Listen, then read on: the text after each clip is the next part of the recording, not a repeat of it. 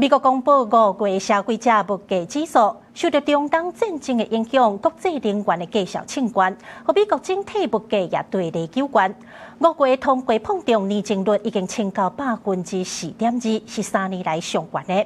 民眾的生活負擔是加正重。那美國總統川普是講，這攏是為了阻止伊朗的核武威脅，只要中東的戰爭收煞，物價就會落下來。為家己的車加油，美國民眾看伊一直咧跳表，無奈全寫佇咧面臨。美國勞工統計局公布，5月消費者物價指數 CPI 年增率來到4.2%，毋但是連續第3個月起啊，佫較創下2023年4月以來上大的幅度。中東戰火和國際原油供應真緊張，汽油、柴油成本直直加懸，已經全面反映佇咧民生消費頂頭。So unfortunately, when energy prices are high, groceries are high, retail's high, your clothing, everything that we buy, prices go up. 物價直直起，已經真做是今年美國期中選舉的關鍵議題，佫開始執政黨的大挑戰。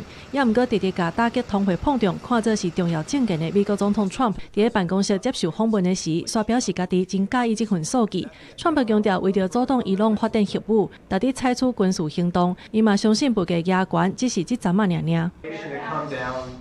Oh, when the war is over, it's coming down. It's going to come down like a rock. 雖然 Trump 對未來物價回穩充滿信心，也毋過分析師的看法有較保守。雖然5月食品價數起無遐濟，也毋過扣掉食品甲能源了後，核心消費者物價指數年增率還是佇咧2.9%，特別是大個成本直直加懸，加做是通貨膨脹甲聯準會降息上大的阻礙。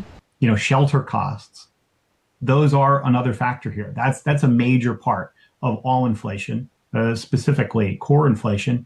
And we're seeing that rise at an over 3% rate of interest on an annual basis. So that kind of sticky, stubborn inflation for core, which is not as directly tied to gasoline or energy prices, is going to be the problem.